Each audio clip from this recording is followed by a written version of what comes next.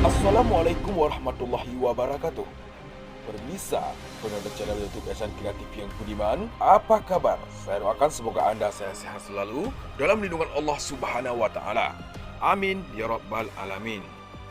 Video saya kali ini mengulas tentang situasi dan kondisi negara Palestina saat ini. Sebuah negara yang tertindas dan dirampas kemerdekaannya oleh Zionis Israel.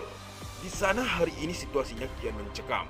Mereka saudara-saudara kita yang sedang dirampas kemerdekaannya oleh rezim Zionisme yang datang dari negeri yang tidak bertuan. Serangan Israel ke jalur Gaza yang mensyuhadakan ratusan warga Palestina bersama dengan 950 lainnya terluka, menurut data Kementerian Kesehatan Gaza. Ketegangan meningkat di lingkungan Sheikh Jarrah di Yerusalem Timur dan di Masjid Al-Aqsa sejak bulan suci Ramadan, ketika pasukan dan pemukim Israel menyerang warga Palestina yang membabi buta.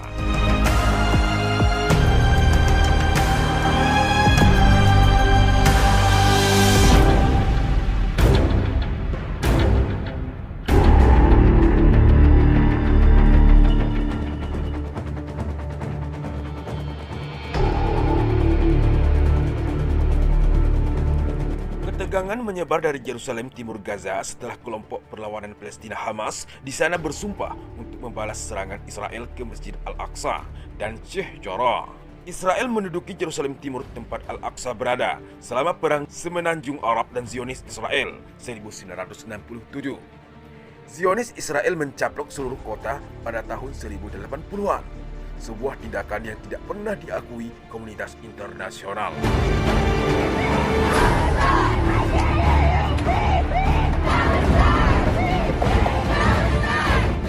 Yang perlu kita ketahui saat ini, apa yang menimpa kaum muslimin di Palestina adalah peristiwa pembantaian dengan berbagai teror, kekerasan yang dikutuk keras oleh masyarakat dunia atas nama kemanusiaan.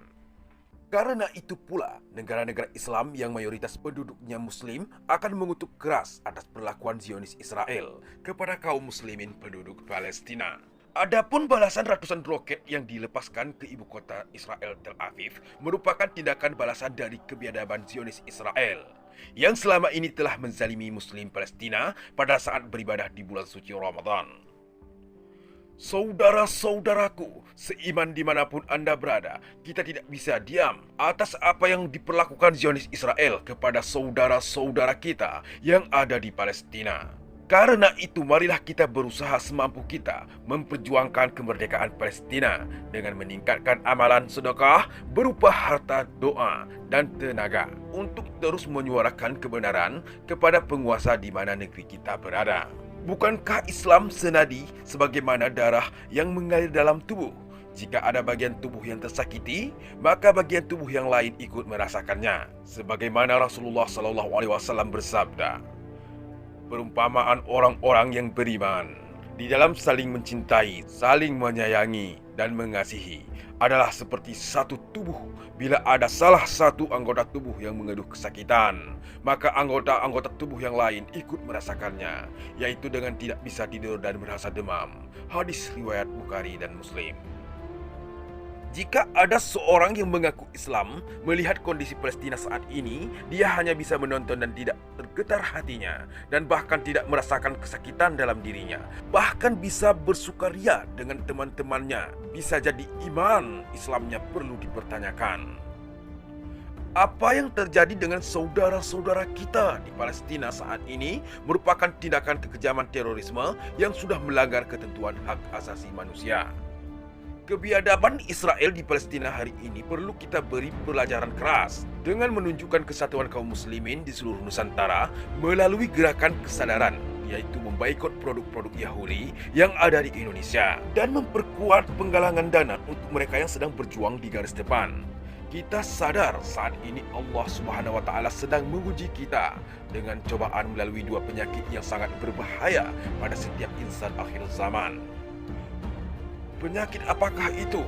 Penyakit takut dan wahan, yaitu penyakit rasa takut berlebihan, takut akan kematian, dan mencintai harta lebih dari segala-galanya. Rasulullah SAW bersabda, hampir saja bangsa-bangsa memangsa kalian sebagaimana orang-orang lapar menghadapi meja penuh hidangan. Seseorang bertanya, apa saat itu kita sedikit? Jawab beliau, bahkan saat itu kalian banyak, akan tetapi kalian seperti buih di lautan.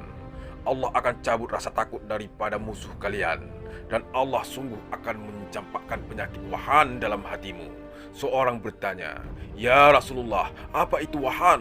Beliau menjawab, "Cinta dunia dan takut mati." Hadis Abu Dawud dan Ahmad. Pengriwayatan hadis ini sahih. Ada penjelasannya dalam Ainul Ma'bud. Kita juga semua sadar atas apa yang menimpa kita saat ini, dari berbagai fenomena, kezaliman dunia, dan kekacauan di negeri yang kita cintai ini. Indonesia, sebuah negara yang mayoritas penduduk muslim, sudah pasti mendapat intervensi dan kecaman keras dari agenda Zionisme Yahudi Ashkenazi ini. Namun kita tidak perlu takut dan tetap terus menyuarakan kebenaran, walau kebenaran itu tidak senikmat meneguk madu. Pada saat ini kondisi Masjidil Aqsa sedang dalam situasi genting. Masjid Al-Aqsa merupakan kiblat pertama kaum muslimin sebelum berpindah ke Ka'batullah yang berada di Masjidil Haram saat ini. Masjid Al-Aqsa salah satu masjid yang diistimewakan oleh Allah.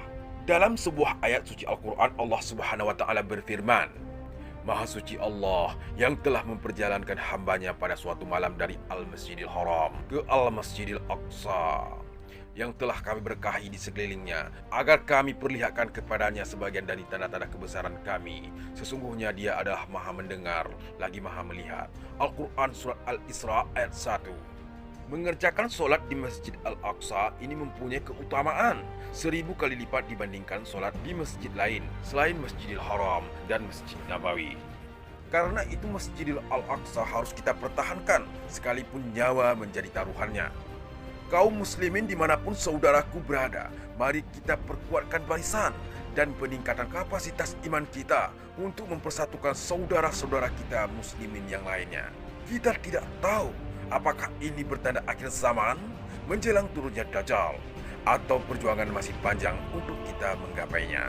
Wallahu a'lam bishawab. Semoga video ini memperkuat kaum muslimin dalam menyatukan umat.